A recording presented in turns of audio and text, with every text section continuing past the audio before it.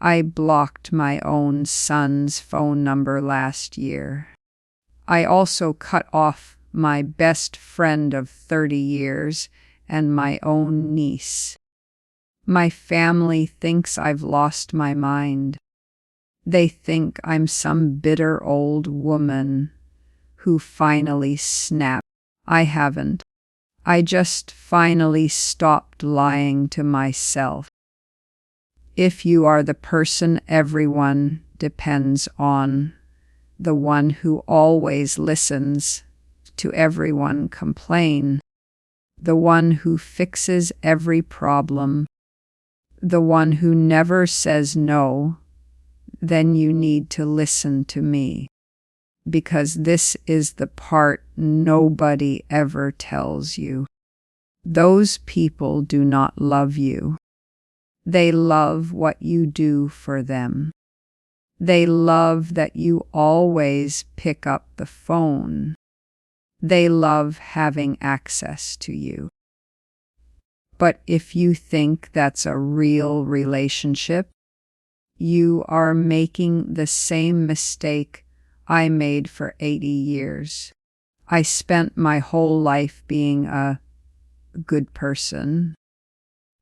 I thought if I carried people through their hard times, they would be there for me in mine. I thought that was the deal. It isn't. What changed everything for me wasn't a single moment. It was a pattern. When my husband passed away a few years ago, things got very quiet. We had raised our son together and built a life, but once he was gone, the house felt different. That's when I started noticing the truth. The calls didn't stop, but nobody ever asked how I was doing.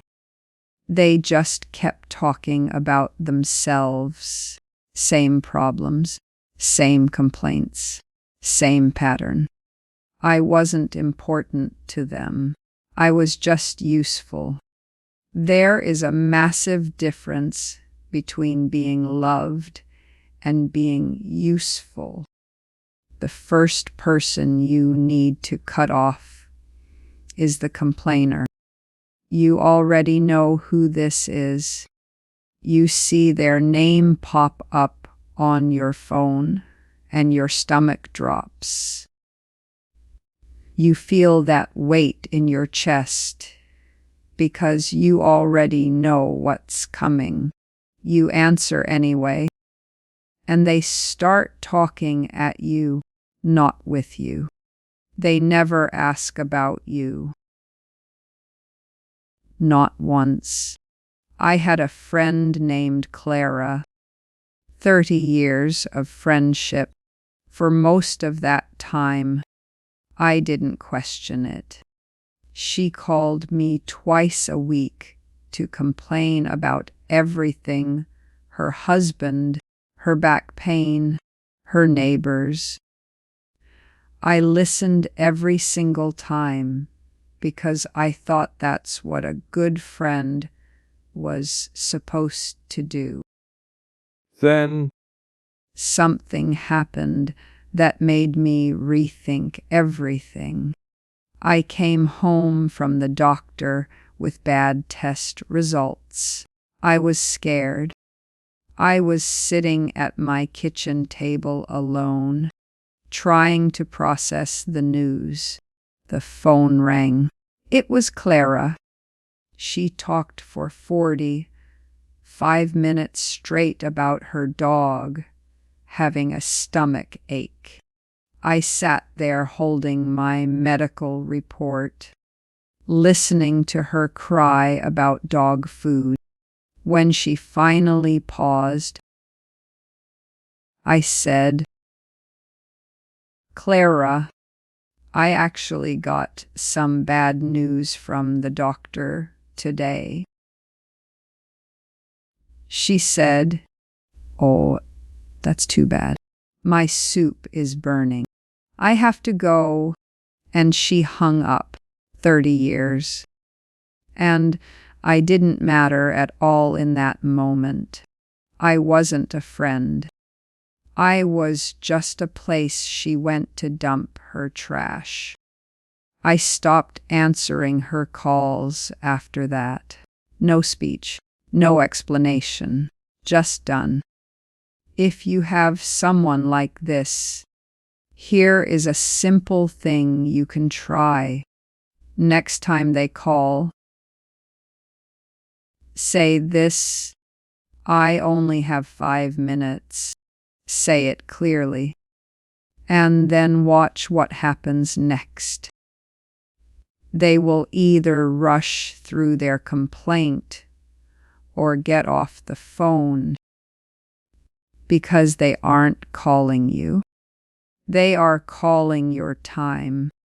Once your time is limited, they lose interest. The second person is the joy stealer.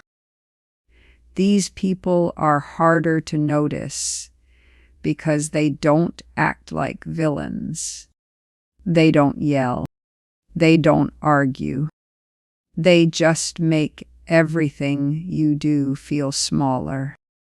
They call it being honest, but it isn't honesty. It's judgment. They don't like seeing you happy because it reminds them of their own miserable lives. I had someone like this named Anna. After my husband died, the house was too quiet, so I started painting watercolors.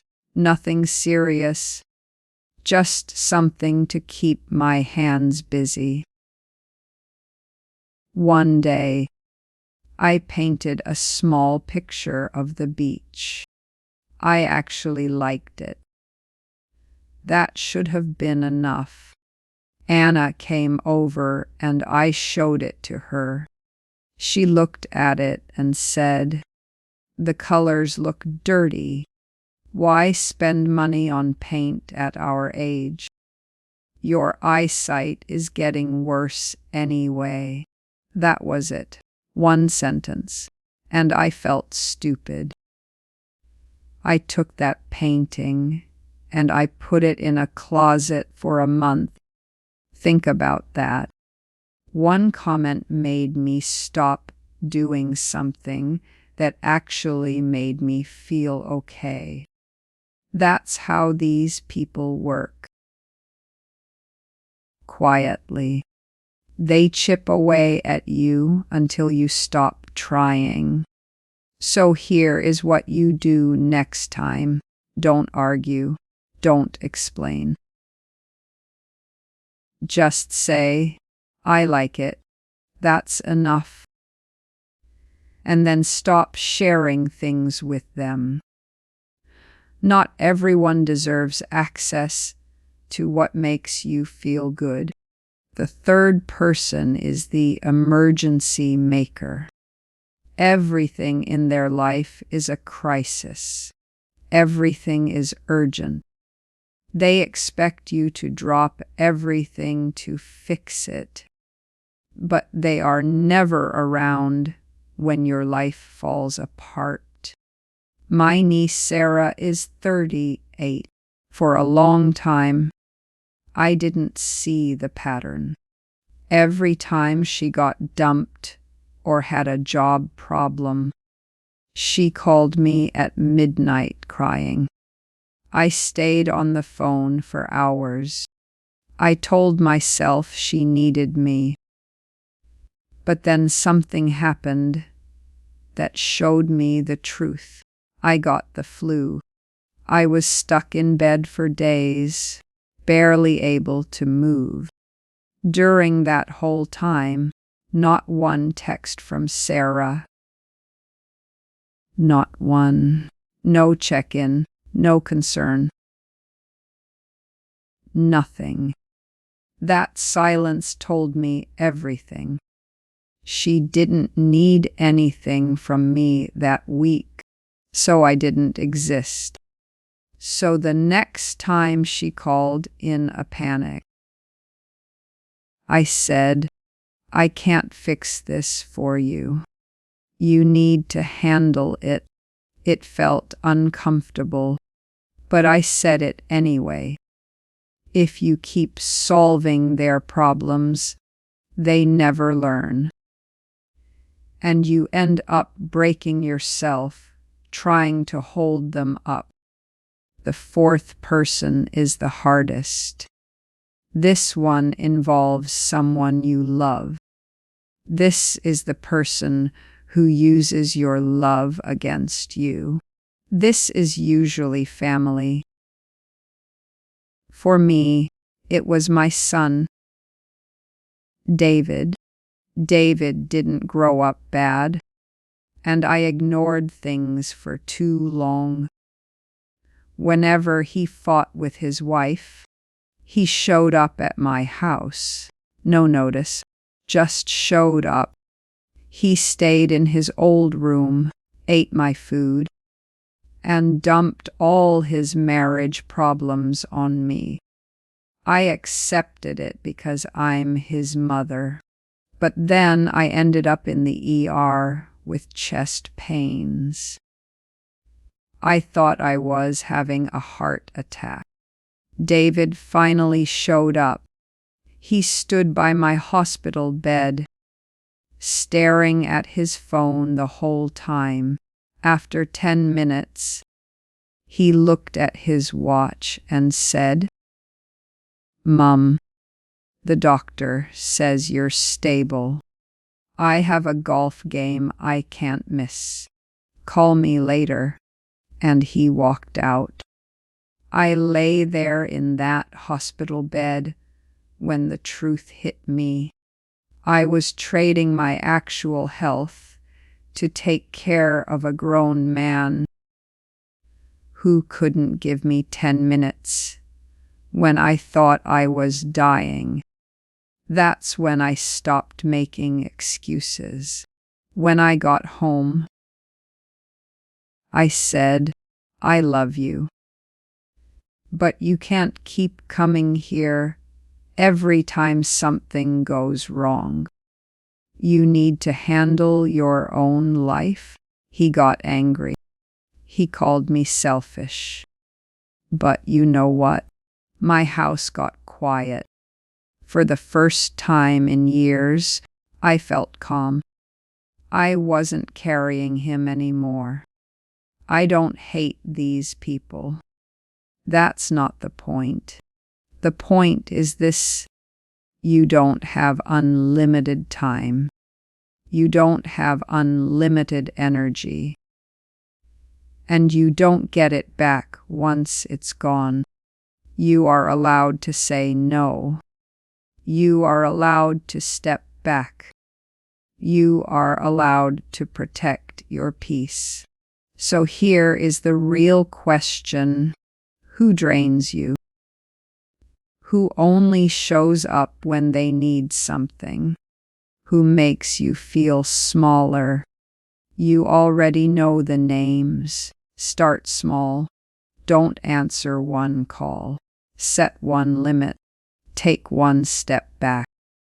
And pay attention to what happens when you do. Everything gets clearer, quieter, and lighter. Who are you going to stop answering today? Write the name down. That's where it begins. Stop letting people use you. Start living what's left of your life for yourself.